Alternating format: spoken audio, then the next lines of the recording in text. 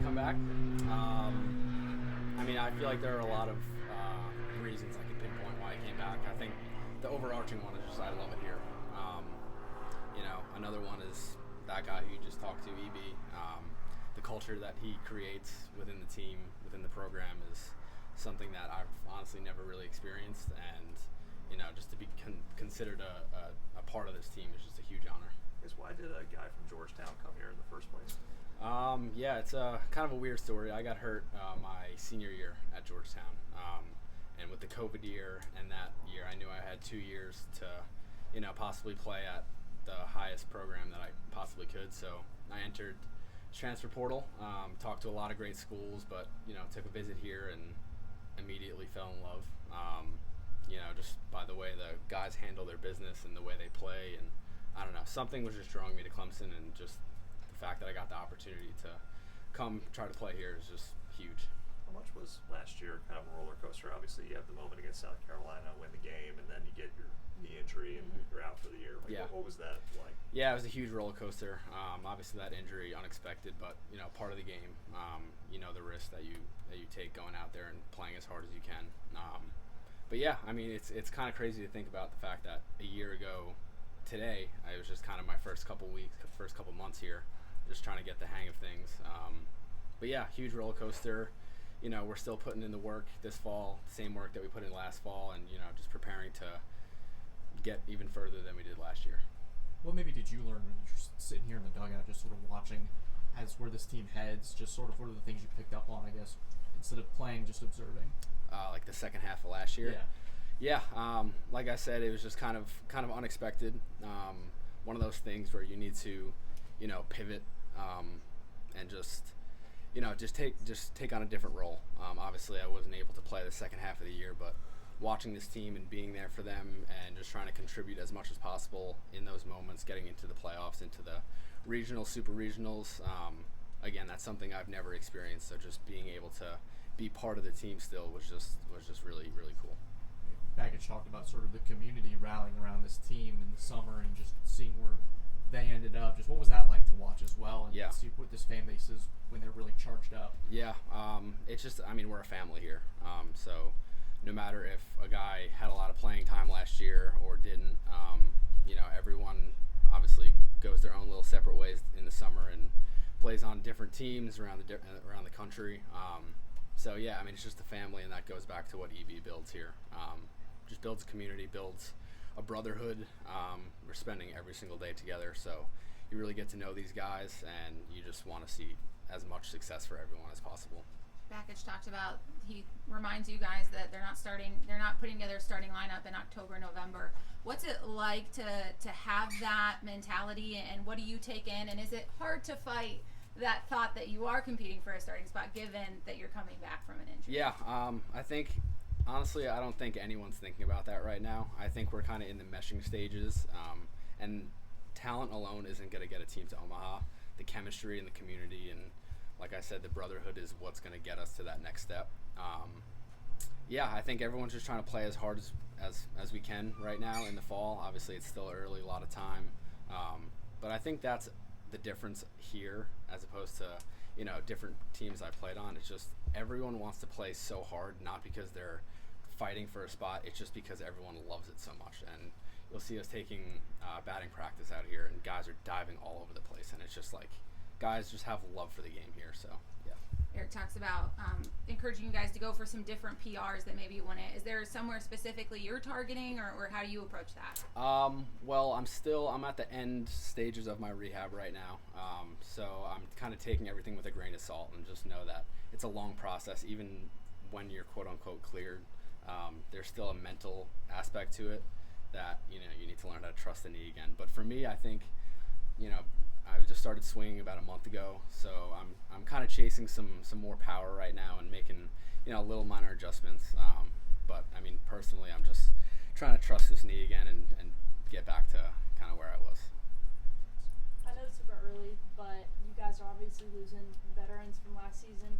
Have you seen anybody that's kind of stepped up already into that leadership role, or has it been everybody? How has that kind of played out so far? Yeah, obviously we lost some key guys, especially in terms of offensive power. When you think of Blake Wright and Jimmy Overtop and Hinderleiter and Alden and all them. But I think everyone kind of realizes that and knows that guys need to step up. Some guys that come to mind already this fall is Jaron Purify and Tristan McClatty that have just been, it feels like a different player since last year in terms of physically and just kind of the way they're approaching just everyday practice. Even some freshmen that have come in, you can tell that they're going to have huge impacts this year and obviously along their whole college career.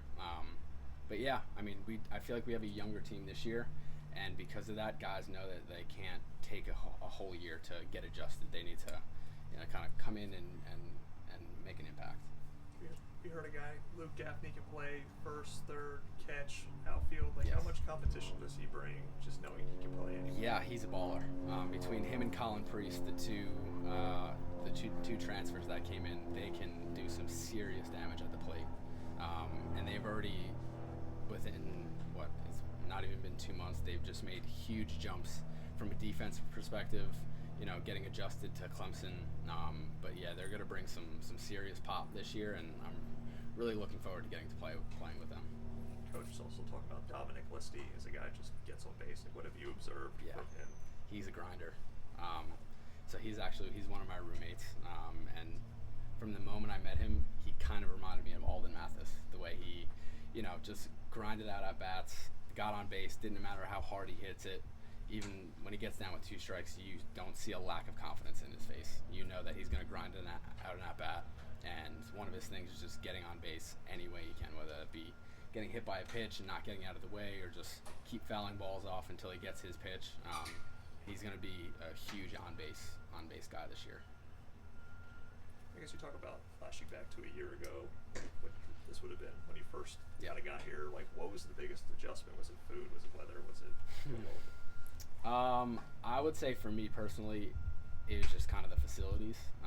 At Georgetown, our field was off campus, and so we made the best of it, and it was great. But every day it was kind of having to drive through the DC traffic and, get to a public park. And I feel like here it's just super cool to me that our locker room's right there. You can walk right out to the field. Our cages are right out there, so everything's kind of in a condensed area where I think that promotes some more work ethic and some more kind of out of practice work kind of on your own. I think Coach Bakich has a tradition where he kind of takes the facilities and locks you guys out and takes all the in the gear beginning. in the beginning, Yes. Training. What was that like the first time you went through that? Yeah, I was kind of used to that. My previous program at Georgetown kind of did a similar thing. But it's just an emphasis on you get what you earn. And so, especially with this brand new team, he doesn't want guys coming in and just being given everything, all the cool stuff they see, all the gear and everything.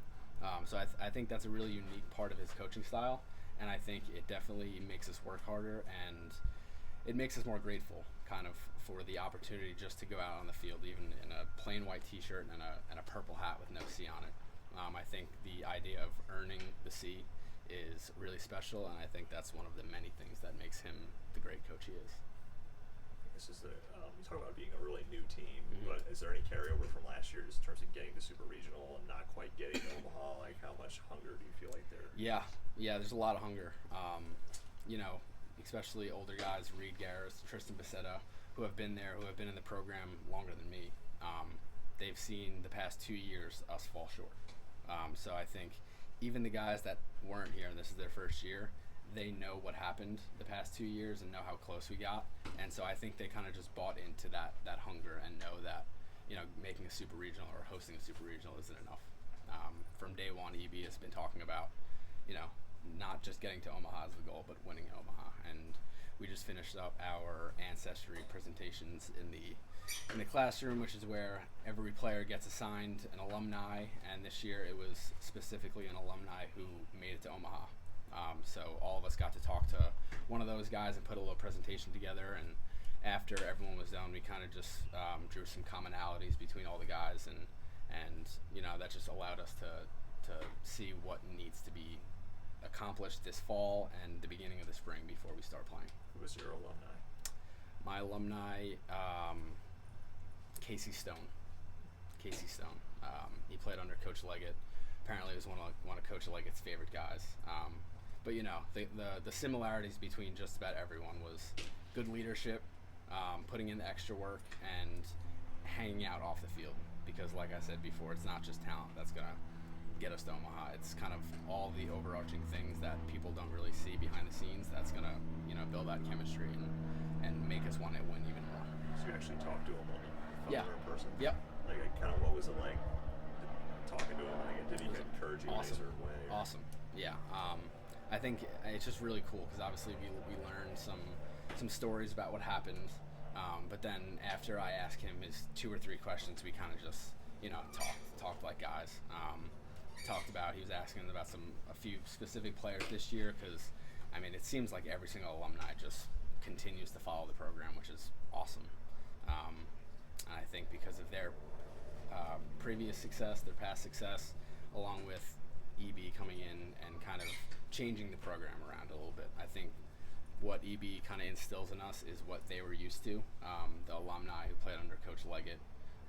So it's pretty cool to time travel a little bit and think about those days and kind of compare it to how we are now. Anything else? All right, thank you.